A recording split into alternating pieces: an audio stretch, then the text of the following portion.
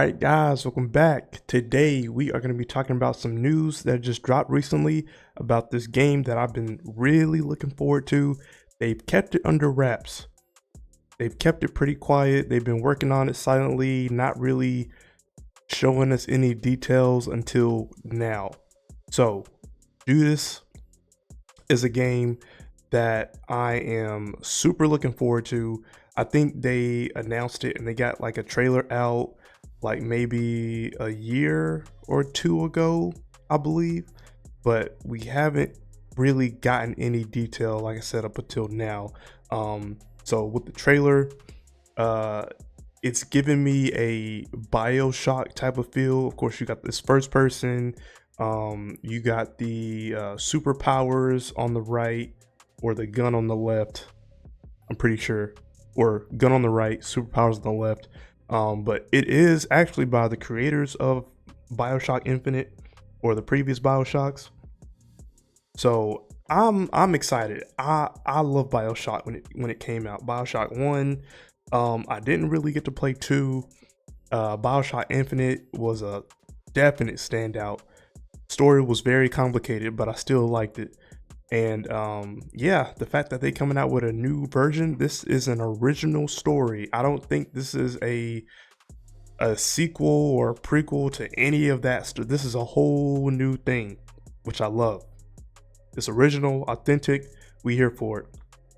So the developers or the creator of this game, they got some more details that we about to go over, see what we like, dislike, but we probably mostly gonna like.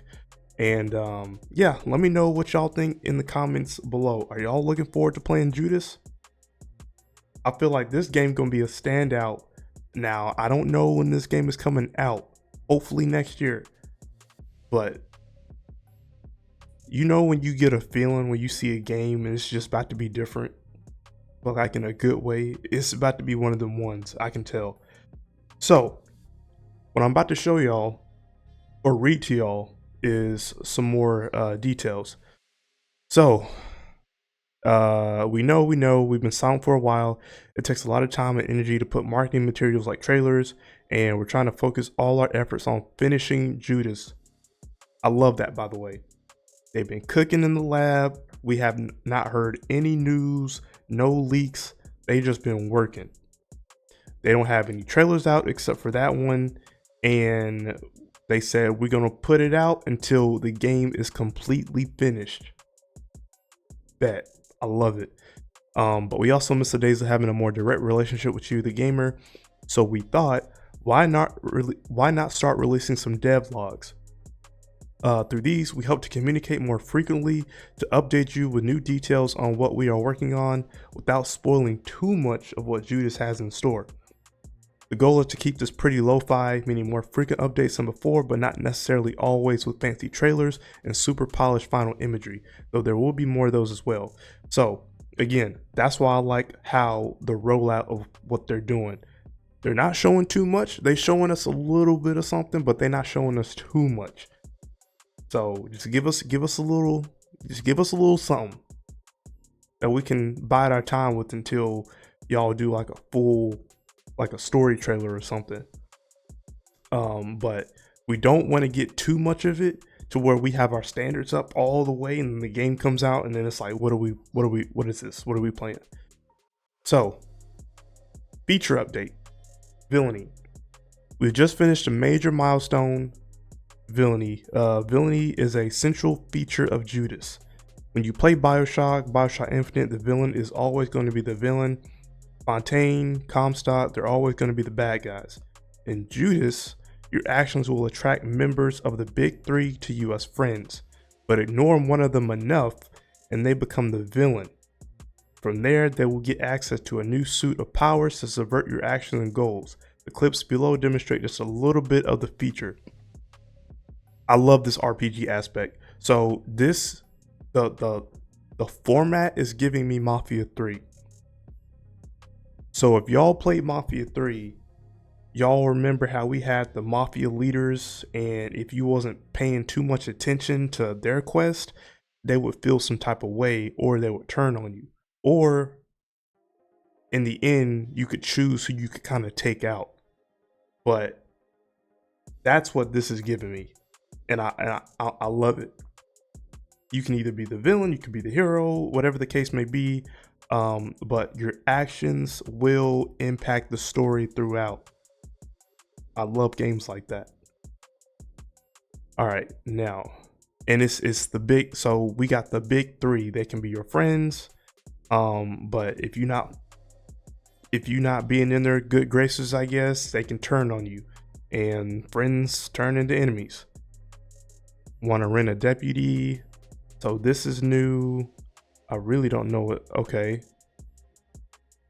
so they turning on you. So we eventually gonna have to fight one of these. Okay, this is just an example of how the big three can retaliate. The more dangerous and character specific stuff will be kept a secret for now. Eventually you'll have to make decisions about who you're going to focus your energy on and who you'll wind up alienating. Oh, I'm loving this. I'm loving this. Okay, so focus on the characters. One of my personal favorites of all time is Middle-earth: Shadow of Mordor, because the emergent gameplay made possible by their Nemesis system. The system allows you to develop small relationships with multiple orcs. However, their goals were a little different than ours because there are so many different orcs and they don't have time to develop them into characters. Now, if they go in this route too, that's even better. So I've played Middle-earth: Shadow of Mordor. I love the Nemesis system. Say if you fight one of the enemies, right? And they end up escaping, or you don't kill them, they will remember you from the beginning and they will come back stronger and be like, yo, remember me? Like, they pop up and they remember your actions on what you did. They're gonna do it with this game. So the enemies will remember your actions and your decisions, and they will come back stronger, or they'll have something to do with the story. So I'm loving that aspect of it. So in Judas, you're going to get to know these characters intimately. We want losing one of them to feel like losing a friend. We want to play with that dynamic, and we want that choice to be super hard. Okay, now that they said this is giving me like the Mafia 3 layout with the big three. They got the Nemesis system, like how in Shadow of Mordor. And if it's gonna tug on the heartstrings as far as like losing an actual friend, that feeling, Cyberpunk left me with some tough feelings after the game. The big three are all going to be competing for your favor and attention. They can bribe you, save you in battle, talk shit about the other characters, and share with you their darkest secrets, but eventually you've got to decide who you trust and who you don't. I am loving this. In BioShock Infinite, there was a lot of energy invested in developing your relationship with Elizabeth. By the end of the game, you knew everything about her, her abilities, her hopes, and dreams. So as you progress through the game, you're going to know more and more and more about these companions, or these quote-unquote friends turn enemies maybe. And it's up to you, your decision on what you want to do with that. Your actions will have consequences, whether that be good or bad. But the truth is, she knew almost nothing about you. The gamer playing Booker. In Judas, the big three observe you as you play, and they have feelings not only about how you approach combat, hacking, crafting, but most importantly, your interactions with the other two characters. So they will be paying attention to how my playstyle is. If they're going heavy into detail like that, actions have consequences. Every action is a reaction. So they're definitely gonna look at how you play, and they're definitely going to comment on the decisions you make, or how you maybe kill certain type of enemies, or if you let some people go. If you steal anything, if we have the option of that. As part of the ability milestone, we also completed the biggest Judas playtest yet, where new players experience this feature firsthand. Every time we test, we learn so much, and we love having that level of knowledge when working on the game. The testers shared tons of valuable feedback on the way to decisions and how it impacted outcomes. Their interest in learning more about character motivations and how moments where the big three helped or turned on them changed their future decisions. And another thing we're excited to be able to share is this. So this is the art that they laid out, like a little game poster. So this is the character, Judas. I'm assuming that's the name. Now this character right here, is this the same person? Now when we progress through the story, depending on the choices we make, this is how we start off, this is how we're gonna end off, depending on what actions you take.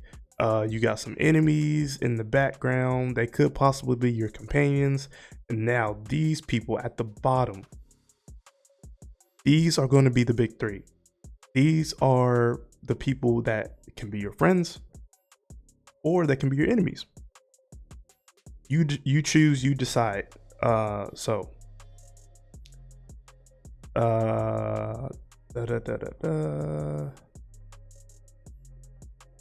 Okay, so the style is great at presenting films that have a big cast like Star Wars, and Judas has a big cast.